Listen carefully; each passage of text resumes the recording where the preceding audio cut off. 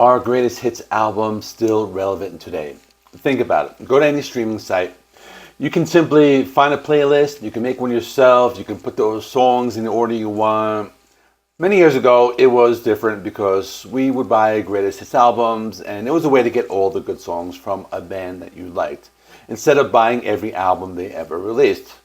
So it made sense back then. But in 2023, Aerosmith released Greatest Hits, which I have on vinyl, and that's what I'm going to talk about today.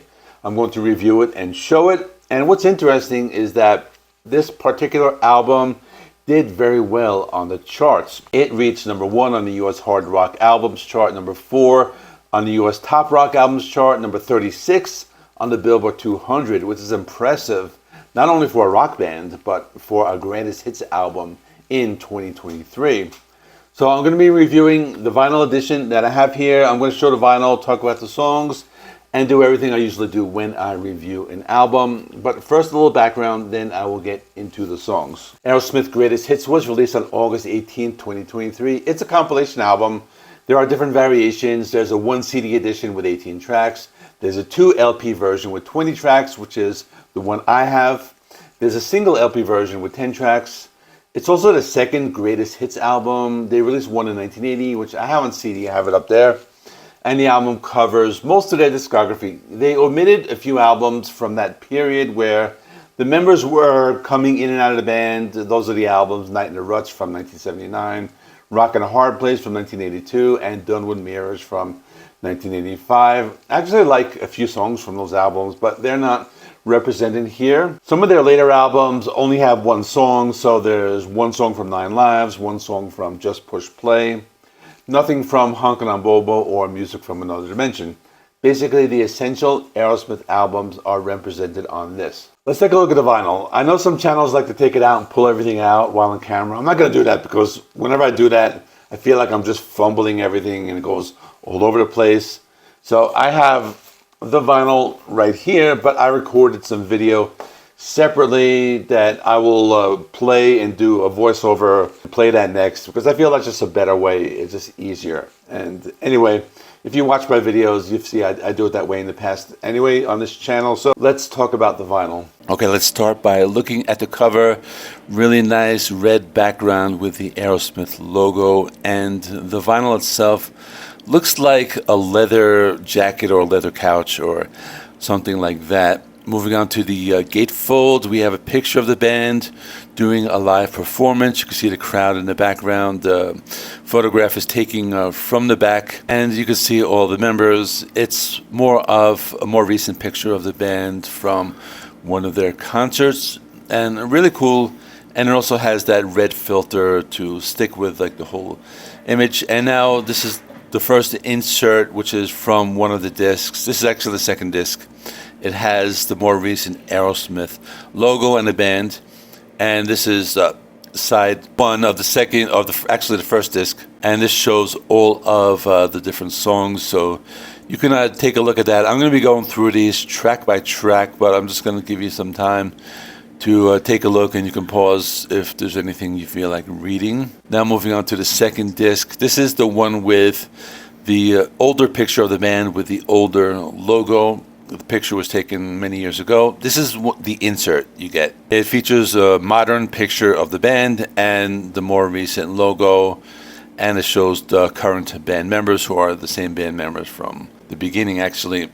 And then on the back, it has the liner notes, and this has all of the things, the thank yous and the stuff they're playing and all that different stuff. So again, you can take some time to read it. You can pause it if you need to pause or anything like that, but I just want to show you what the insert looks like. And here finally is the red splatter of vinyl, which is what the two discs look like. So I'm just going to show you one of the two. And here is the track list of, which is the second disc, which has songs from the 80s and 90s up to 2001. So again, I'm going to be going through all of these one by one. Feel free to pause or read along.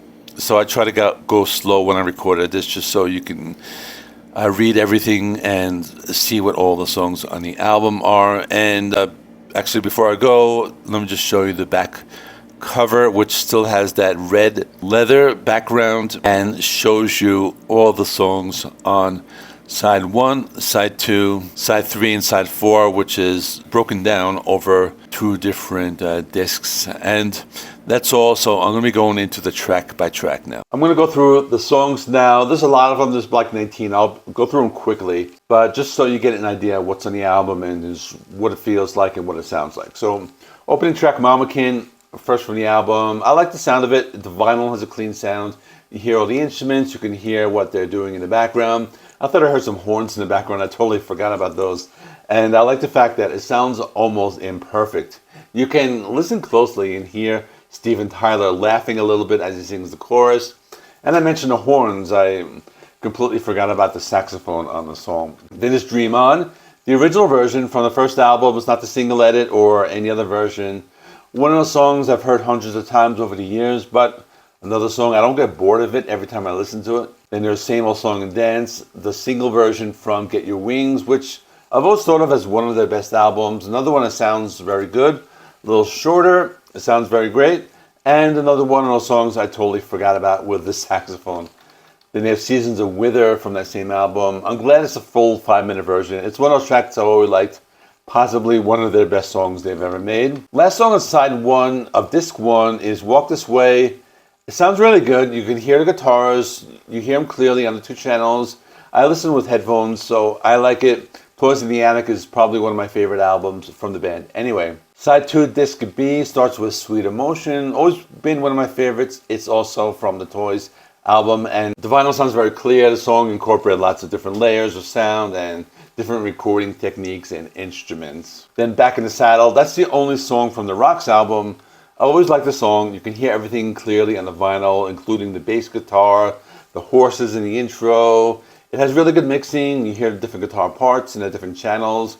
Again, I was listening with headphones. I was able to pick out all the different effects like the horse riding and all that stuff.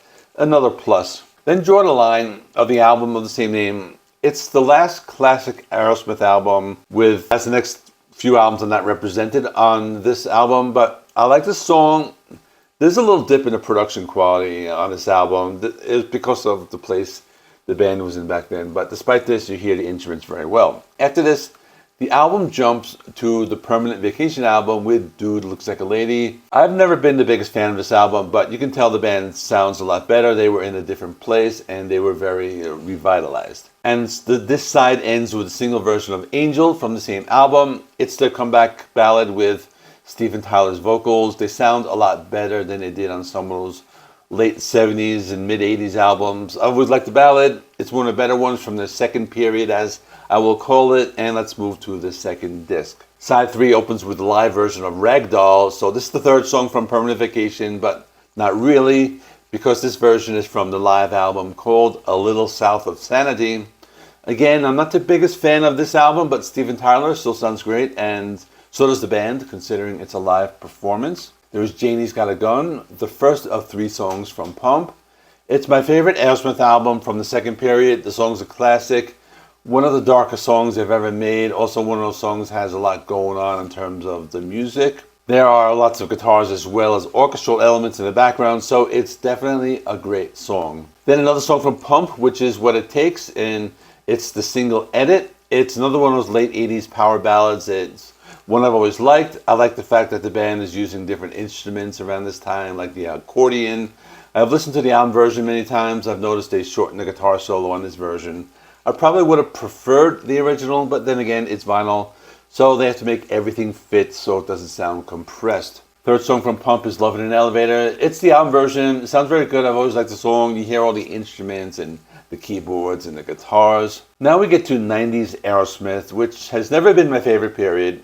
And the last song on this side is the radio edit of Crazy from Get a Grip. I like the Get a Grip album. I've never liked the singles that much, and this is one of them.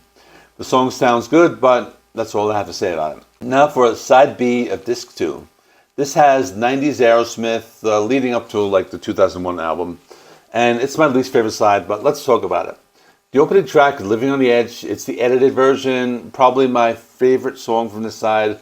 I've always liked this song from Get a Grip. After this is the other ballad from Get a Grip called Crying. Another song I've never liked that much, but again, maybe the best ballad from the Get a Grip album. It's never been a big fan of the songs, those 3 songs, Crying, Crazy, Amazing. I like the deeper cuts from the Get a Grip album. Next few songs were hits, but from the less popular albums of the 90s, early 2000s. The next one is Pink from 1997 from 9 Lives. The song itself is not bad. I don't like the lyrics for obvious reasons, but the song itself, it's kind of catchy. That's all I have to say. Then I Don't Want to Miss a Thing from the Armageddon soundtrack. That was a major hit in 1998. It's overplayed. I like it. It's not Dream On, but I don't mind listening to it. Interestingly, it was their only #1 hit in their entire career. Now, you would think that that was their last hit single, but they had a minor hit in 2001 called Jaded from the album Just Push Play from 2001. Kind of interesting because it sounds like an alternative rock song. I think I like it better than some of the early 90s stuff, but that's just me. So that's the entire album. Now to answer the question, are greatest hits albums still relevant? And yeah, I would say, yeah. Now we all know vinyl has a drawback because even if you own all the albums of a particular artist, if you want to listen to just the songs you like, you have to just keep taking out albums and flipping them and putting them on the turntable and moving the needle and all that stuff. With this, you have pretty much like all of their good songs in one package. So that makes everything easy. That's why I like it. So let me know in the comments if you are a fan of greatest hits albums and do you think they're still relevant today. I have a few more. I will be reviewing them down the line. And in the meantime, I'll stick a video here for you to check out. Thanks for watching. Please give it a like and subscribe. I do videos related to physical media on this channel. Thanks for watching. I will see you in the next one.